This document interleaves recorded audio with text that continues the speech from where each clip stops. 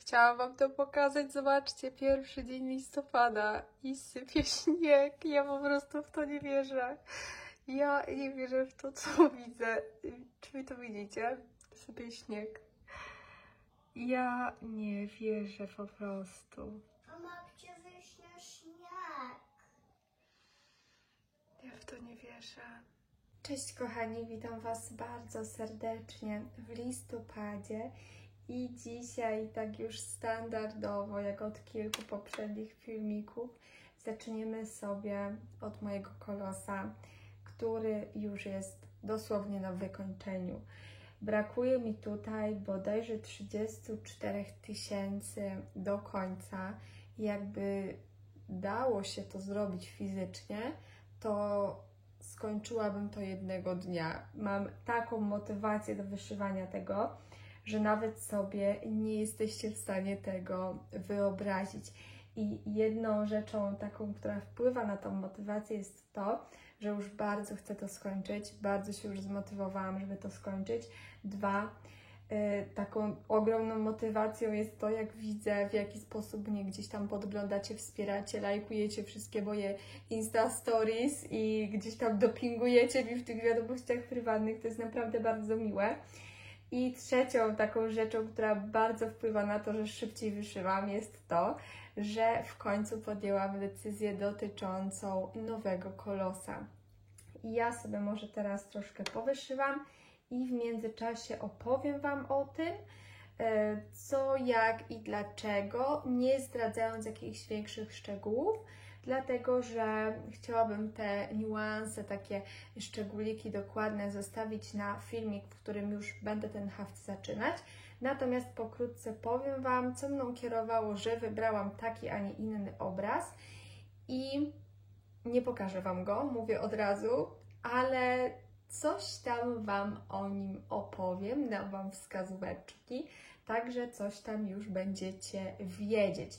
Ja najchętniej chciałabym to skończyć, patrząc realnie do końca listopada, żeby móc jeszcze przed wyjazdem przygotować sobie wszystko, czyli kanwę naciągnąć na krosno, porobić krateczki, przygotować sobie wszystko, że jak przyjadę po nowym roku tutaj do Norwegii, to przywiozę ze sobą wszystkie muliny i będę mogła zaczynać.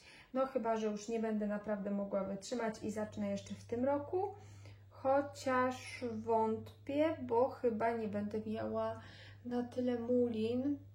Chociaż jak tak patrzę na moje muliny, to w sumie mam sporo kolorów takich, które mogłyby się przydać. Zobaczymy, jak to będzie. Nie będę teraz gdybać, bo jeszcze nie skończyłam kolosa, a trochę mi zostało. Chyba nie mogę wam tego teraz pokazać, a może przesunę. Tyle zostało do końca. Ja pokażę wam teraz zdjęcie, jak to wyglądało na początku tego miesiąca, żebyście mieli porównanie, co się tutaj podziało i patrzcie sobie głównie na te krateczki, bo myślę, że po tych kratkach będzie widać najwięcej. Ja sobie właśnie tymi kratkami zaznaczyłam, który fragment muszę wyszyć właśnie w tym miesiącu, także po tych kratkach widać najwięcej. Ja teraz się zabieram za wyszywanie i opowiem wam właśnie o tym moim nowym projekcie, nowym kolosie. Ale jeszcze zanim zacznę, to powiem, że w tym miesiącu dzisiaj mamy 5. dzień miesiąca, ale dzisiaj jeszcze nic nie wyszywałam, więc w 4 dni zrobiłam na tym kolosie 6000. Jeśli oglądacie mnie już jakiś czas, to na pewno wiecie, że mam trudności z jednoczesnym mówieniem i wyszywaniem. Nie jestem w stanie skupić się na tych dwóch rzeczach jednocześnie, dlatego nagram to osobno. I podczas wyszywania standardowo oglądam sobie kanał Sekielski Brothers Studio. W zasadzie to bardziej słucham, bo powiem wam szczerze, że ja po prostu uwielbiam tego pana, którego tutaj widzicie. Ja go uwielbiam do tego stopnia, że słucham go całymi dniami. ja nie wiem, jak to się dzieje, że ten pan emanuje po prostu taką energią pozytywną i jak ja go widzę, to aż po prostu mi się buzia cieszy i kocham go po prostu słuchać. Uwielbiam tego mężczyznę, także ja go tutaj morduję w kółko i z racji, że ogląda mnie tutaj bardzo dużo też młodych osób, niepełnoletnich, to zdecydowałam się zamazać tytuł filmu z uwagi na to, że przekaz całego tego tematu, który został poruszony, jest tak mocny i uważam, że młode osoby nie powinny go oglądać, tego konkretnego filmu, chociaż reszta też jest taka dość mroczna i taka nie do końca dla dzieci, także zdecydowałam się zamazać tytuł filmu, żebyście nie mogli sobie go wyszukać. Tak dla bezpieczeństwa.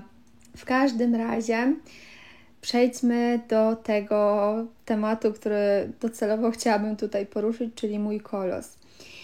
Jeżeli chodzi o mojego kolosa, to ja zaczęłam myśleć nad kolejnym zaraz po tym, jak zaczęłam tego obecnego Enchantment of the Wolf. Natomiast przez bardzo długi okres czasu nie byłam w stanie nic takiego znaleźć. Później znalazłam wzór, który bardzo mi się spodobał. To była grafika. Spodobał mi się do takiego stopnia, że uznałam, że muszę go wyszyć. I napisałam wtedy do Patrycji i poprosiłam ją, czy mogłaby mi go przerobić na kolosa. Patrycja była właśnie znana z tego, że przerabiała kolosy. I rzeczywiście za darmo ona mi ten wzór przerobiła i wysłała, z czego byłam naprawdę bardzo, bardzo szczęśliwa. Ona też przerabiała wilka, którego kiedyś pokazywałam tutaj na tym kanale, ale ostatecznie nie dokończyłam go wyszywać. W każdym razie cały czas myślałam przez jakiś rok, że ja rzeczywiście wyszyję tam ten obraz. Natomiast później jakoś tak byłam nie do końca przekonana, a im dalej w las, tym bardziej zapragnęłam posiadać coś wyjątkowego. Coś takiego, co sprawi, że będę mogła posiadać taki wyjątkowy obraz, jakiego nie będzie miał nikt. Więc wpadłam na pomysł, że na pewno będzie to wzór na podstawie obrazu malowanego przez jakiegoś artystę.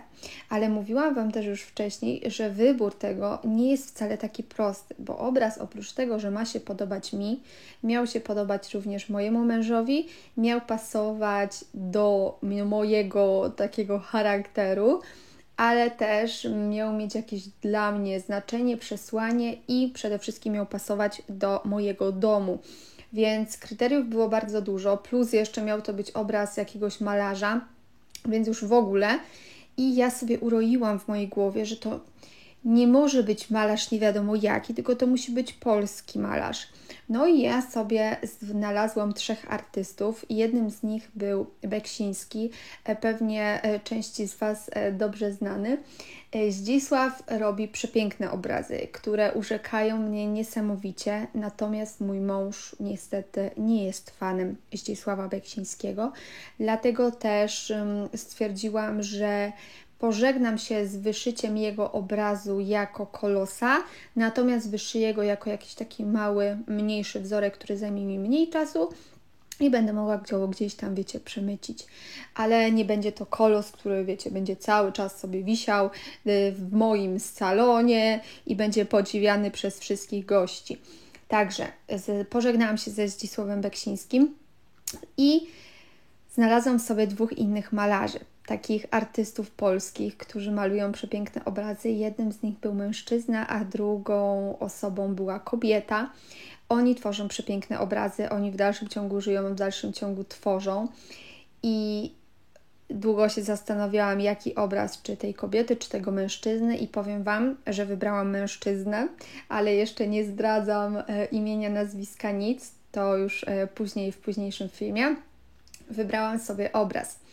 Natomiast długo, w sumie z pół roku się zastanawiałam, czy aby na pewno to i tak oglądałam jego profil, miałam podejść mnóstwo, się zastanawiałam, czy na pewno ten wzór, a może ten i podobało mi się dużo, ale ten jeden obraz jakoś tak tak na mnie patrzył, że po tych 6 miesiącach mniej więcej w dalszym ciągu bardzo mnie urzekał i stwierdziłam, że to będzie to. Ten obraz również bardzo spodobał się mojemu mężowi i uznałam, że to będzie idealne.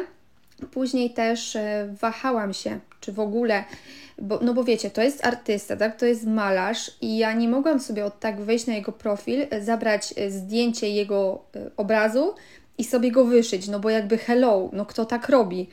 Więc musiałam do tego pana napisać, musiałam go zapytać, co on o tym sądzi, jaki on ma do tego stosunek, czy nie ma nic przeciwko, czy ja mogę od niego wykupić licencję na to, abym mogła Wam to zdjęcie pokazać, jego obrazu, abym mogła go oznaczyć i na YouTube, na Instagramie, na Facebooku, czy on się na to zgadza, czy jakby nie ma nic przeciwko.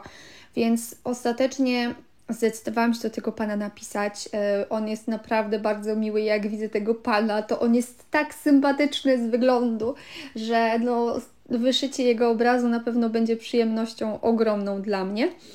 Dlatego też napisałam. Ten pan, tak jak mówię, był bardzo miły. Oczywiście się zgodził. Ja wykupiłam od niego licencję. Nie będę tutaj mówiła konkretnie o kosztach i tak dalej, natomiast ja od niego kupiłam to wszystko. Mamy rozmowę potwierdzającą, że wolno mi pokazać jego obraz, wolno mi go wyszyć, także teraz już mam wszystko legalnie i ten wzór został przerobiony przeze mnie na krzyżyki. I tak jak mówię, za zgodą tego pana. O szczegółach będę mówiła w kolejnym filmiku, w którym już będę wyszywać ten wzór. I z takich ważniejszych rzeczy powiem Wam, że po pierwsze jest to obraz przedstawiający w sumie wszystko i nic, bo on przedstawia to, za czym teraz najbardziej tęsknię. I jak byłam jeszcze w Polsce i mieszkałam na wsi, to bardzo często się śmiałam, że jedyne co można robić tutaj na tej wsi to stać sobie pod krzakiem i nic więcej. Jedyną rozrywką było stanie pod krzakiem i tak ubolewałam na tym. Nie mogę iść do kawiarni, nie mogę iść do kina. Gdzie ja mam iść? Pod krzakiem sobie postać. I tak zawsze na tym ubolewałam. Tak mówiłam moim rodzicom, że taka wieś zabita dechami.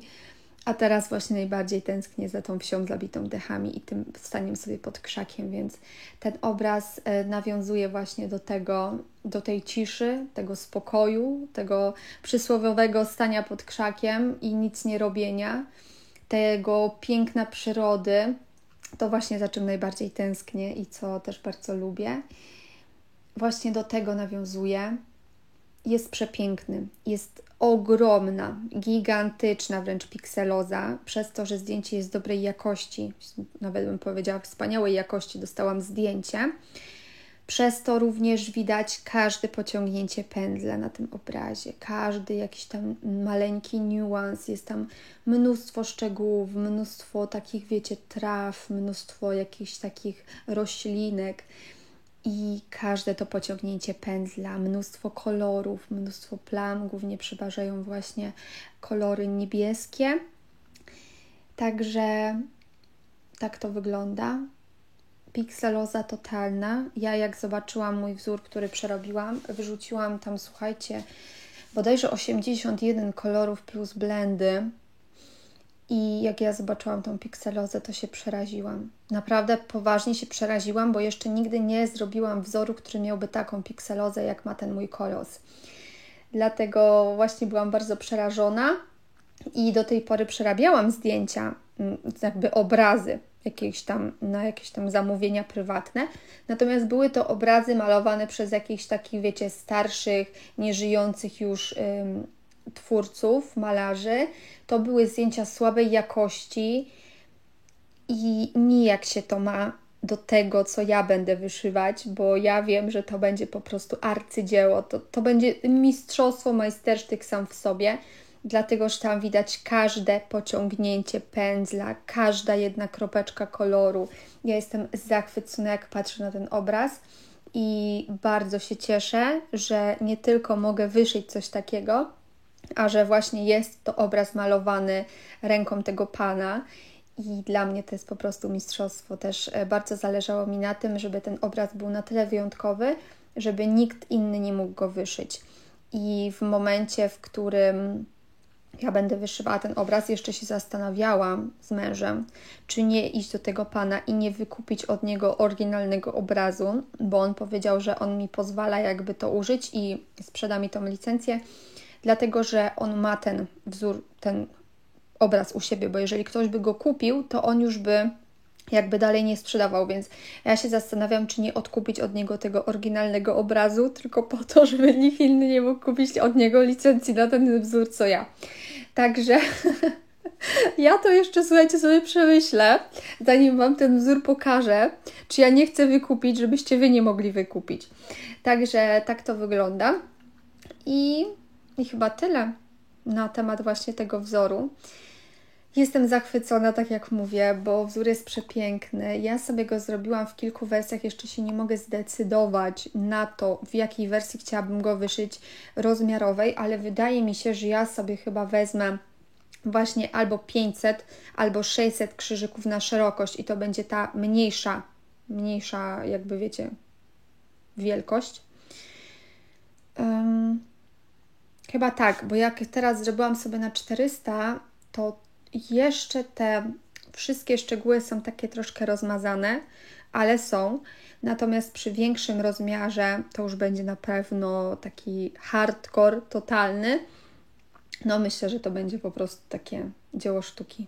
Mistrzostwo totalne w moim wykonaniu, bo wydaje mi się, że to będzie najtrudniejszy obraz, jaki w życiu wyszyję. Nie wiem, czy kiedykolwiek trafi mi się trudniejszy wzór niż właśnie ten, który wybrałam teraz.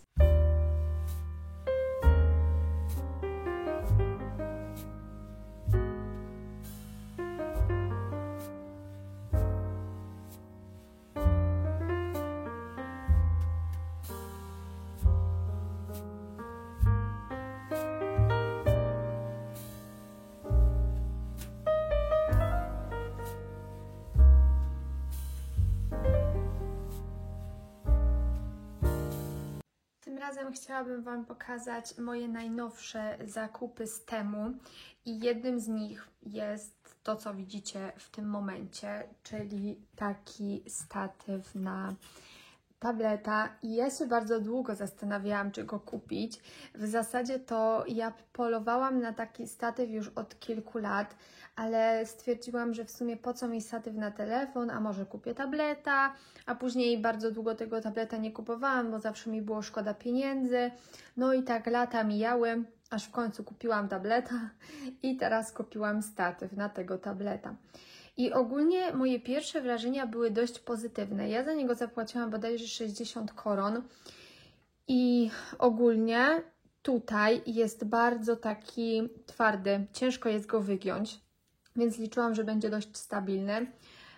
Zastanawiałam się, czy on mi się tutaj jakby wiecie załapie, ale można sobie odkręcić to, podwyższyć to lub obniżyć i dopasować wielkością do czego tam chcecie.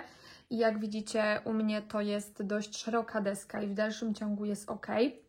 Tutaj jest ta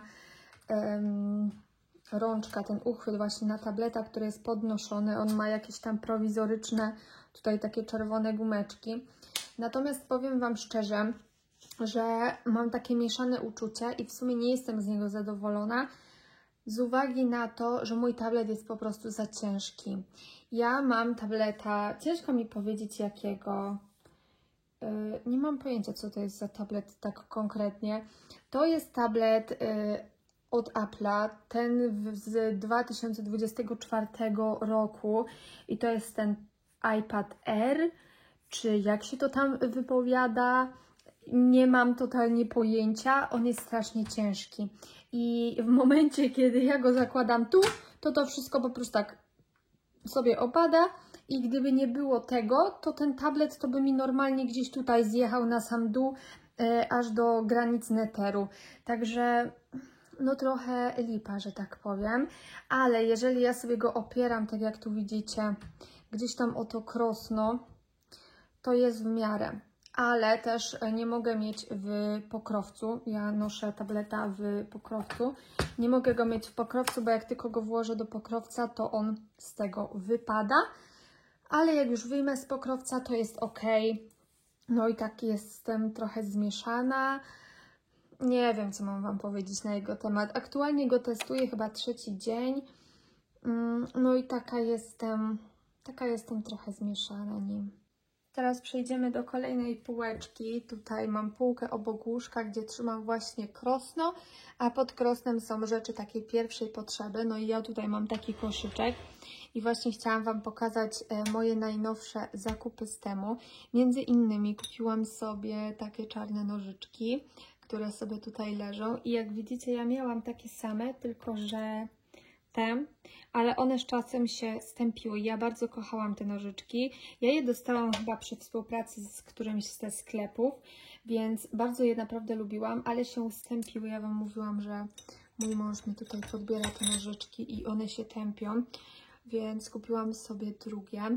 Kupiłam sobie również długopisy i osobno dokupiłam wkłady i osobno dokupiłam jakby te obudowy na długopisy i ja sobie kupiłam 2, czarny i czerwony, bo do tej pory miałam tylko niebieskie, które widzicie tam z tyłu. Jeszcze ich nie testowałam, ale mamy zamiar to zrobić jak najszybciej. Chciałam mieć inne kolory i ja wybieram zawsze nie te, które się zmywają w wodzie, tylko te termiczne jakby, że można je zmyć suszarką lub żelazkiem, z uwagi na to, że ja nie każdy haft biorę.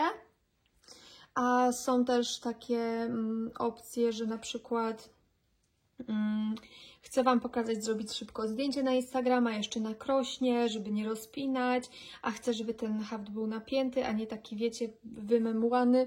Także szybko suszarką cyk cyk już jest zrobione. Tak samo jak na przykład się pomylę w kratkach, to biorę sobie suszarkę, suszę i mogę rysować kratkę na nowo, więc jest to dla mnie dużo bardziej wygodne. Ja Wam spróbuję pokazać, bo ja mam takie specjalne pudełko, tylko muszę się do niego dostać.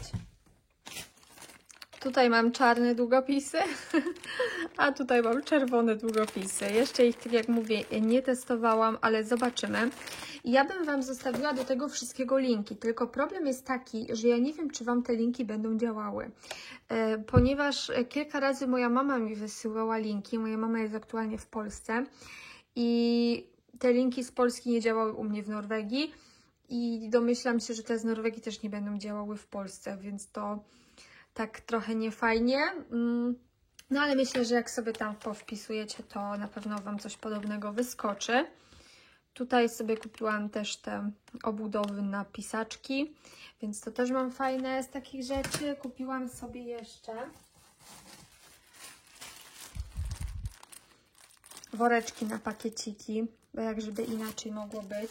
Brakło mi tych worków, musiałam dokupić. Dokupiłam sobie również takie szpileczki. One są bardzo ostre, ale ja je właśnie kupiłam po to, żeby wyciągać nimi nitki z pakiecików i to jest pomysł zaczerpnięty od Sysi, bo rzeczywiście ja kiedy wyszywam 28 igłami, to te igły po pewnym czasie się krzywią, tak jak właśnie Sysia zwróciła uwagę, one jakoś tam pękają, są takie mniej wytrzymałe, więc stwierdziłam, że kupię sobie takie szpileczki, takie bardzo ładne z diamencikami i dzięki nim będę mogła wyciągać nimi po prostu, ale taki minus jest dość istotny właśnie tego produktu, ponieważ on się nie trzyma magnesu. Niestety nie można go trzymać na magnesie. Próbowałam na wszystkich magnesach, jakie mam, na żadnym się nie trzyma. I z nowości mam tutaj coś takiego. Mam tutaj 2 takie kwiatuszki i tutaj mam też 2 takie motyleczki. I zobaczcie, że to można sobie odpiąć. Teraz nie odepnę. Odpięłam, wysunęłam. Pierwszy raz było po prostu ciężko. I można sobie tym przypinać na przykład materiał przy kanwie. I to też jest fajne, że to tak dość mocno tu wchodzi, że jak widzicie nie jest aż tak prosto to wyciągnąć. I trzeba tutaj przyłożyć dużo siły, żeby to wyjąć. Więc to też fajnie, bo ta kuleczka tak szybko nie wypadnie.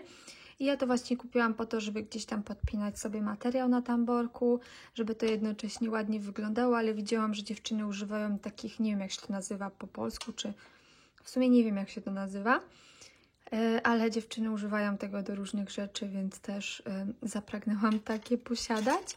Kupiłam sobie jeszcze takie, jak się to nazywa, woreczki, ale to w sumie takie mało hafciarskie, więc już Wam nie będę tego pokazywać. Tyle by było z moich zakupów na temu. Tak jak mówię, chyba nie dam Wam linków, bo wydaje mi się, że one nie działają. Chociaż wyślę je jeszcze koleżankom z Polski. Zobaczę, jeżeli u nich będą działały te linki, to Wam je wstawię, a jeżeli nie będą działały w Polsce, to po prostu Wam nie wstawię. Chyba że jest ktoś tutaj, kto również mieszka w Norwegii, no to wtedy mogę Wam najwyżej, nie wiem, na priv wrzucić czy coś takiego. Chciałam Wam tutaj pokazać mniej więcej, jak wygląda właśnie ten tablet u mnie na Krośnie. I przy okazji wspomnę o tym, że podjęłam decyzję co do tego napisu. Bardzo długo się zastanawiałam, jak to rozegrać i doszłam do wniosku, że zrobimy to tak. Rozliczyłam sobie tutaj krateczki, wszystko wymierzyłam, zaprojektowałam sobie tą czcionkę właśnie w programie, tak żeby mi to wszystko tutaj pasowało. Wybrałam jasny kolor, bo dokładnie ten kolor, zaraz Wam tutaj pokażę, ten jest również w tych jasnych miejscach, które będą tutaj i uznałam, że będzie to fajnie się tutaj komponowało. To jest kolor 30 i 33 i tak to wygląda. Zastanawiam się, czy jeszcze tutaj nie dopisać na przykład styczeń i grudzień, bo zaczęłam w styczniu 2022, a skończę w grudniu 2024. Kto mnie tam ogląda, ten wie, że tak naprawdę zaczęłam w 2021, w grudniu jakoś po Wigilii, ale już nie wchodźmy w takie szczegóły. Oficjalnie jest to pierwszy dzień stycznia 2022, więc tak też to rozpisałam. Ja się oczywiście wtedy nie mogłam doczekać, dlatego zaczęłam wcześniej, ale oficjalnie jest to rok 2022. Tak to wygląda. Tutaj też zobaczycie w programie, że nasadzę, że tutaj dookoła będą ciemne krzyżyki, więc myślę, że ten jasny właśnie będzie się fajnie komponował tutaj z tym. Ja sobie wybrałam stąd najjaśniejszy kolorek i wyszyłam właśnie nim napis. Zobaczymy, jak to będzie wyglądało. Mam nadzieję, że dobrze. W najgorszej sytuacji po prostu to spróję. A co do tego napisu, właśnie się zastanawiałam nad tym styczeń i grudzień, ale te napisy chciałabym zrobić już backstitchem, żeby to był taki smaczek, troszeczkę coś innego, więc zobaczymy, jak to będzie. Dzisiaj mamy 11 listopada i powiem Wam szczerze, że moja wena do tego haftu odpłynęła w siną dal, a może nawet jeszcze dalej. I ostatnio nie wyszywałam za dużo. Przez ostatnich kilka dni miałam takiego totalnego doła i już dosłownie nie mogłam patrzeć na ten projekt. I też jednego dnia zrobiłam chyba 166 półkrzyżyków, drugiego niby zrobiłam ponad 1000, ale to wiecie, tak musiałam się naprawdę zmuszać. Natomiast kolejnego dnia stwierdziłam, że nie, już odpuszczam. Zobaczymy, jak to będzie. Może akurat mi przejdzie i ta wena w jakiś sposób wróci. I rzeczywiście wczoraj nie wyszywałam nic. No i tak jakby dzisiaj już stwierdziłam, że no, trzeba by do tego przysiąść, już zupełnie inne myślenie. No i cóż, działam. Działam po trochu, nie wiem, czy się mówi trochu, raczej nie jest to zbyt poprawne. W każdym razie coś tam próbuję robić, zobaczymy, jak mi to pójdzie. Na razie uzupełniam mulinki. Najbardziej właśnie nie lubię, jak mi się kończą, a teraz praktycznie wyszywam w kółko tymi samymi kolorami. Tutaj mam 5 kolorów, właśnie 310, 535, 3371, 934, 3021 i właśnie 3799, który teraz uzupełniam. To są takie najbardziej teraz na czasie muliny, które po prostu ja je uzupełniam, praktycznie jeden motek starcza mi na tydzień, więc no taki przemiał dość konkretny, bym powiedziała. Za chwilę sobie uzupełniam tego 3799, mam w zapasie 11 motków, teraz wyjęłam jeden, więc zostało mi 10. Ja Wam powiem, ile mam do wyszycia tym kolorem. Zaraz Wam tutaj powiem. Tylko znajdę 8142 półkrzyżyki, także całkiem sporo. ale już się cieszę, bo zostało mi do końca niewiele, a już Wam powiem ile. Już Wam powiem, tutaj sprawdzę. Zostało mi 27 636 i mamy koniec projektu. Czy to nie brzmi cudownie? Już się nie mogę doczekać. Właśnie zaplanowałam sobie live'a, że zrobię live'a z końcówki na Instagramie, więc jeżeli kogoś jeszcze nie ma na Instagramie, to zapraszam, bo na pewno właśnie będzie live, gdzie będę wyszywała z Wami ostatnie półkrzyżyki.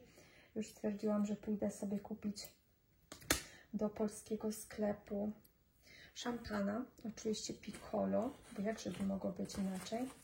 Będziemy razem pić szampana Piccolo i nagrywać live'a skończenia mojego haftu. Jakiś czas, właśnie wtedy, co nie chciało mi się tak bardzo wyszywać, właśnie jakiś czas temu, zaczęłam robić tutaj jedyneczki. Miałam bardzo dużo kolorów, które miały jakieś pojedyncze krzyżyczki, na przykład 1 półkrzyżyk, 2 półkrzyżyki, 3 półkrzyżyki i ja sobie troszeczkę tego niwelowałam, więc troszkę tych jedynek już mi gdzieś tam uciekło i tak naprawdę z 80 kilku kolorów zrobiło mi się chyba 44, więc tutaj na tym całym obszarze będą tylko 44 kolory. Więc już jest dużo lepiej. Właśnie tych jedynek tutaj więcej powstało. Nie wiem, czy Wam mówiłam, chyba już tak, że właśnie zrobiłam ten napis. No i tak to wygląda. Właśnie tutaj sporo takich jedyneczek doszło i to mnie też tak zdemotywowało, że te jedynki w kółko, 1 krzyżyk, 2 krzyżyki i już po prostu rzuciłam to w kąt, mówię, nie wyszywam, ale dzisiaj wracam. Mam zrobionych dzisiaj 97 półkrzyżyków, właśnie uzupełniam kolory. No i mam zrobione na ten miesiąc 12 220. Trzymajcie kciuki, bo to jest ważny czas. I od tego miesiąca właśnie zależy to, czy uda mi się skończyć w tym roku, czy mi się nie uda.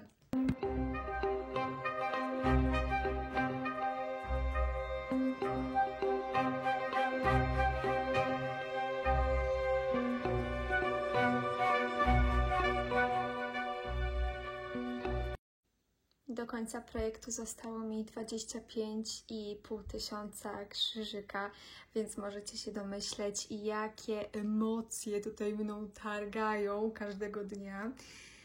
Miałam chwilkę upadków, tak jak już Wam mówiłam wcześniej. Teraz w sumie nie jest lepiej, o ile motywacja jest świetna, bo mój taki tragiczny kryzys minął.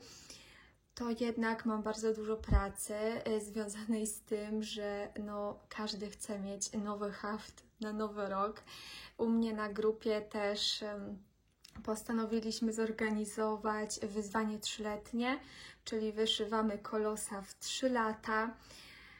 No i z uwagi na to każdy tam chce przerobić grafikę, każdy chce przerobić swój wzór i tak dalej, więc ja mam tych zamówień bardzo dużo i siedzę praktycznie po 6-7 godzin dziennie przy komputerze i przerabiam po prostu jeden wzór za drugim, gdzie mój mózg po prostu już wybucha, a później w wolnych chwilach gdzieś tam pomiędzy gotowaniem, praniem, sprzątaniem, zaprowadzeniem córki do przedszkola i jeszcze chodzeniem do pracy, bo oczywiście ja w międzyczasie również pracuję, żeby nie było, no to próbuję jeszcze wyszywać kolosa.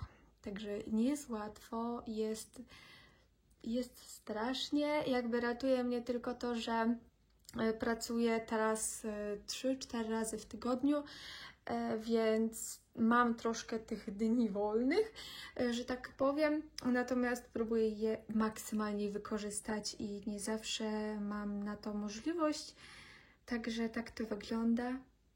Nie wiem, jak długo jeszcze będzie trwał ten filmik, bo w kółko mówię Wam jedno i to samo, przynajmniej takie mam wrażenie, ale już na Instagramie w ogóle ja ostatnio się przeraziłam, bo cały czas na Instagramie dochodzi do mnie ktoś nowy. Ja nie wiem, czy to jest wina tego, że ja już kończę kolosa i każdy jest ciekawy. Też dostaję od Was taki bardzo duży feedback na ten temat. Wiem, że gdzieś tam trzymacie kciuki, podglądacie i chcielibyście, żeby już był koniec, tak samo jak ja. Także staram się tutaj lecieć do przodu. Ostatnie 25,5 tysiąca z 390 625. Także ja już jestem przeszczęśliwa, te 25 000 już jest kropla w morzu. Ja tutaj spróbuję jak najszybciej działać, tak żeby jak najszybciej skończyć. No i zobaczymy, jak mi pójdzie. Trzymajcie kciuki, trzymajcie mocno kciuki, żeby się udało nawet wcześniej, bo tak jak mówię, lecę do Polski 19 grudnia i przed tym dniem chciałabym już mieć wszystko gotowe. Hejka, tym razem witam się z Wami w mojej kuchni. Jak już pewnie doskonale wiecie, kocham kawę, a najbardziej właśnie pumpkin spice latte. I powiem Wam szczerze, że ja za każdym razem, kiedy jestem w kawiarni, albo za każdym razem, kiedy najdzie mi ochota na kawę, to właśnie idę sobie do kawiarni i kupuję pumpkin spice latte. To jest moja najulubieńsza kawa, ale problem jest taki, że w żadnej kawiarni, w której byłam do tej pory, nawet w Starbucksie, ta kawa nie smakowała mi tak, jak ta, którą robię sama w domu. Więc dzisiaj postanowiłam pokazać Wam mój przepis na moją domową pumpkin spice latte, która moim zdaniem jest po prostu rewelacyjna i przebija wszelkie inne pumpkin spice latte, jakie do tej pory piliście. I nie mówię tutaj, że ta w Starbucksie czy w innych kawiarniach jest zła, bo jest dobra, ale ta moja jest zdecydowanie lepsza. W pierwszej kolejności szykujemy sobie deseczkę, nóż i głównego tutaj zawodnika, czyli dynię. Ja korzystam zawsze z dyni Hokkaido i ona ma to do siebie, że ma jadalną skórkę, więc teoretycznie nie musicie jej z tej skórki obierać. Ja sobie przed chwilą tą dynię umyłam i teraz będę po prostu próbowała ją przekroić. Nie będzie to łatwe, ale mam w miarę ostry nóż, także nie będzie tragedii.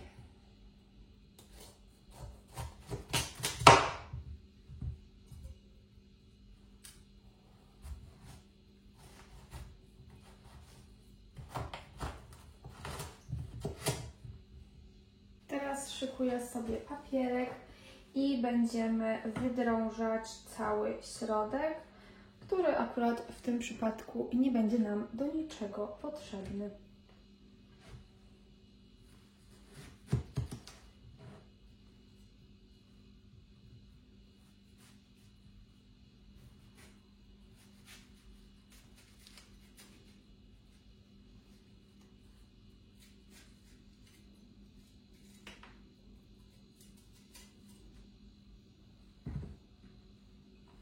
Wydrążyłam już środek z dyni i ja sobie tą dynię lubię obrać.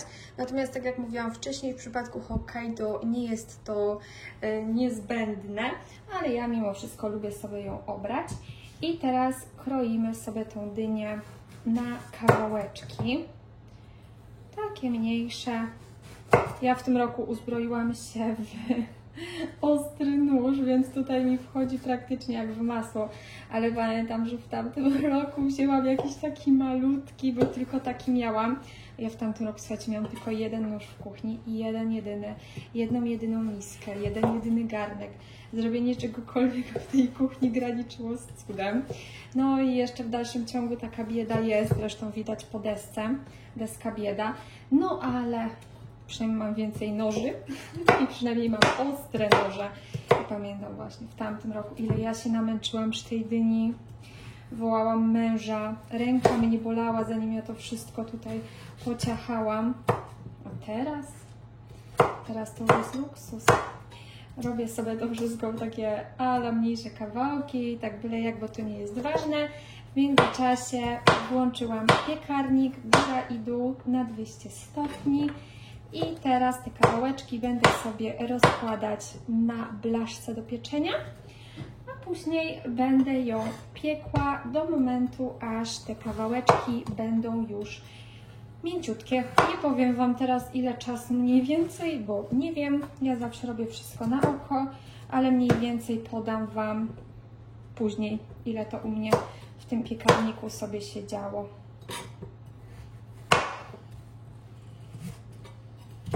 Jeszcze tak a propos tego, co zaczęłam Wam wcześniej mówić, co do tej jednej łyżki i jednego noża.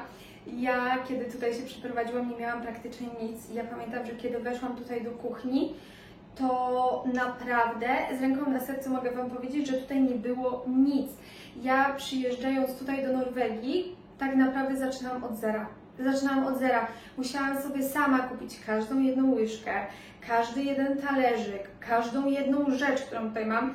Nie miałam, słuchajcie, nic. Miałam 2 pary majtek, 3 pary skarpetek i to było tyle z mojego całego majątku, który tutaj zgromadziłam. Idę włożyć do piekarnika. Więc powiem Wam szczerze, że miałam naprawdę świetny fan z tego, bo ja jestem minimalistką i bardzo lubię mieć mało rzeczy, więc mi to całkiem odpowiadało, powiem Wam szczerze. Ale z biegiem czasu zaczęłam troszeczkę tych rzeczy dokupywać i właśnie wtedy, kiedy miałam 4 łyżki, 4 widelce, 4 malutkie łyżeczki, musiałam się nauczyć gotować minimalistycznie, tak żeby mi to wystarczyło. Ja jestem typem osoby, który jak ma pomieszać zupę, to bierze łyżkę, miesza zupę, myje łyżkę, odkłada. Jest czysto. Jak mam coś pokroić, wyciągam deskę, wyciągam nóż, kroję, przerzucam na patelkę, myję nóż, myję deskę i myję blat. Jest czysto. I ja tak w kuchni pracuję cały czas. Kiedyś właśnie nagrywałam Wam tutaj filmik, w którym pokazywałam, że robię ciasto na lewie z Darią i wtedy miałam straszny bałagan w kuchni, dlatego że Daria bardzo szybko gotowała, więc ja nie mogłam w ogóle nadążyć. Strasznie mnie to irytowało, a mój mąż, słuchajcie, jest typem osoby, która jak wejdzie do kuchni, to ja mam wrażenie, że tutaj bomba wybuchła. Jest wszystko wszędzie, a potem ja to muszę sprzątać. Bo mamy zasadę, że jedno gotuje, a drugie sprząta. Tylko że ta zasada nie jest za bardzo miarodajna, bo po mnie nie ma co sprzątać, a po moim mężu to po prostu nie komentujmy tego, ale ważne, że gotuje. Więc tak to mogę podsumować. Obiecałam sobie, że nie będę się rozgadywać, a rozgadałam się jak zwykle. Szykuję sobie teraz przyprawy i mam tutaj kilka. Tutaj mam gałkę muszkatałową w całości. Tutaj mam, to jest chyba imbir. Tutaj mam po polsku, jak się nazywa po polsku, goździki. Tutaj jest kanel, czyli cynamon w rureczkach, a tutaj mam cynamon polski mielony. I to wszystko będzie nam potrzebne właśnie do zrobienia tej kawy. I jeszcze przyda nam się brązowy cukier. I ja brązowego cukru chyba nie mam, ale ja odkąd pamiętam używam zawsze białego. Moja dnia piekła się dokładnie 20 minut, więc nie aż tak długo bym powiedziała. Wyciągam sobie teraz kubeczek, ponieważ będziemy to przekładać do kubeczka i będziemy sobie to blendować wszystko. U mnie, tak jak mówiłam, biednie w tej kuchni, ale to nie ma żadnego znaczenia. Nieważne, ważne, że da się coś z tym zrobić. Przekładam wszystko jeszcze takie cieplutkie.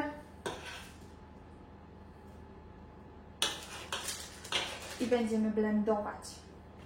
Biorę sobie teraz jakiś garnuszek i do tego garnuszka będę wsypywała cukier i ja wsypuję szklankę cukru około, ale później już takiej kawy nie słodzę, więc to jest jakby cukier tutaj, a później już tej kawy nie słodzimy. Szklanka cukru, do tego szklanka wody.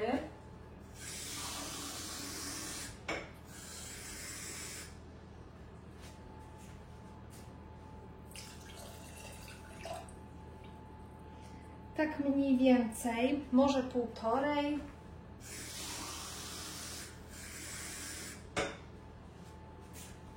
Dobra, 2 szklanki wody, niech będzie tak od serca. I do tego, ja sobie to teraz włączę, powiedzmy na 5. I dodaję do tego 4 łyżki naszej dyni.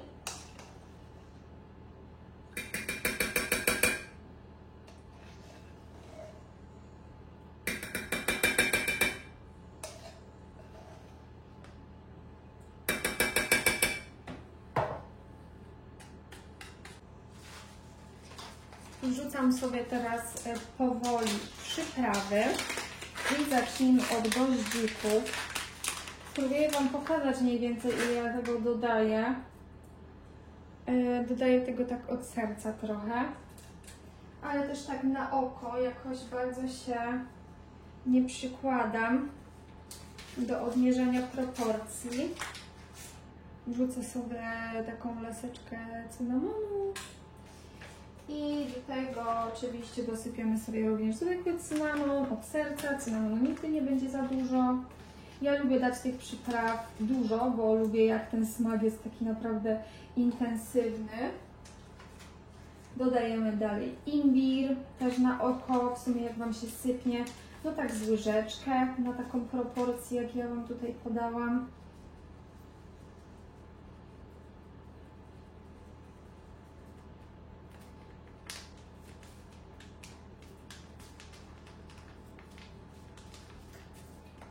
Ja, tak jak mówię, nie oszczędzam, bo nawet jeżeli dacie tutaj bardzo dużo tego i wyjdzie Wam ten syrop taki mocny, to po prostu później do kawy możecie go dodać mniej, jeżeli uznacie, że jest bardzo intensywny, lub też więcej, jeżeli uznacie, że jest zbyt mało intensywny. Także już według tego, co tam lubicie. Mam tutaj gałkę muszkatołową, nie wiem, czy to się jakoś ściera, czy co się z tym robi. Jak wrzucę tak całą, to raczej mi to nic nie da. A spróbuję to zetrzeć może.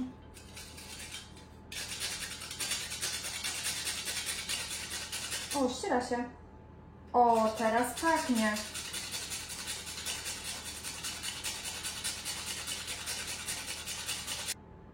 Widzieliście, jak to wygląda wewnątrz? Teraz Wam pokażę. O, ale fajne. Patrzcie teraz. Wyostrzy mi to. Ale to pięknie wygląda. Nie chcę mi tego ładnie Wam pokazać. Może tak dalej? Zobaczcie, jakie to jest ładne. Wszystko sobie podgrzewamy tak, żeby to w garnuszku było ciepłe, mocno ciepłe, ale nie zagotowywujemy tego, przynajmniej ja tego nie robię. I tutaj Wam pokażę taki triczek. Przygotowałam sobie butelkę, w której będę trzymała mój syrop na teraz do picia i przygotowałam sobie dodatkowo słoiczek, który zamkniemy na później i teoretycznie to może stać w lodówce 2 tygodnie. Ale powiem Wam szczerze, że ja trzymałam chyba nawet miesiąc i nic się z tym nie stało i w dalszym ciągu to było dobre i nie spleśniało, nie zrobiło się z tym nic, nie skwaśniało, normalnie można było to pić. Natomiast ja zazwyczaj robię więcej i zostawiam sobie na później i tutaj taki mój trik. Biorę sobie słoiczek, do tego słoiczka wlewam sobie wrzątek, tak żeby ten słoiczek się nagrzał, żeby on był mocno cieplutki. Jego sobie tutaj przykryjemy, a to będziemy przelewać przez sitko, tak żeby nie zostały nam żadne jakieś tam farfocle w tym syropie.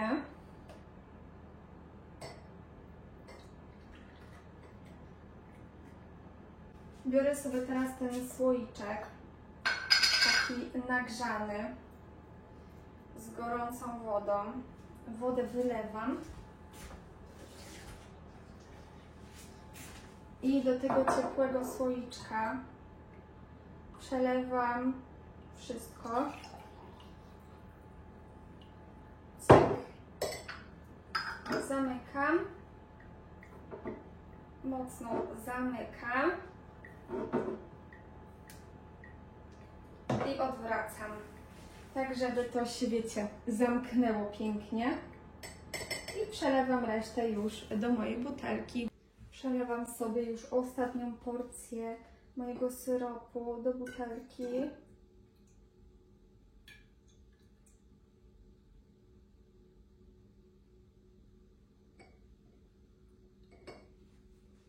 I wyjdzie akurat idealnie tyle, ile potrzebuję.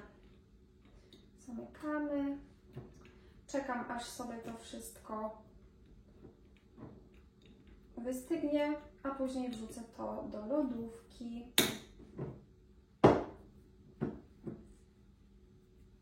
Kto Ktoś mi kiedyś powiedział, że jak tutaj nie klika, to znaczy, że się zamknęło. Nie wiem, czy to jest prawda, ale właśnie mam wrażenie, że wciągnęło się to do środka. Nie wiem, jeszcze jest ciepłe, zobaczymy. Najwyżej, jeżeli się to nie zamknie tak, jakbym chciała, nie wiem, jak się to nazywa perfekcyjnie, to sobie to włożę do piekarnika albo podgotuję. Ale wydaje mi się, że jak nie klika, to chyba jest ok. I będę miała na kiedyś.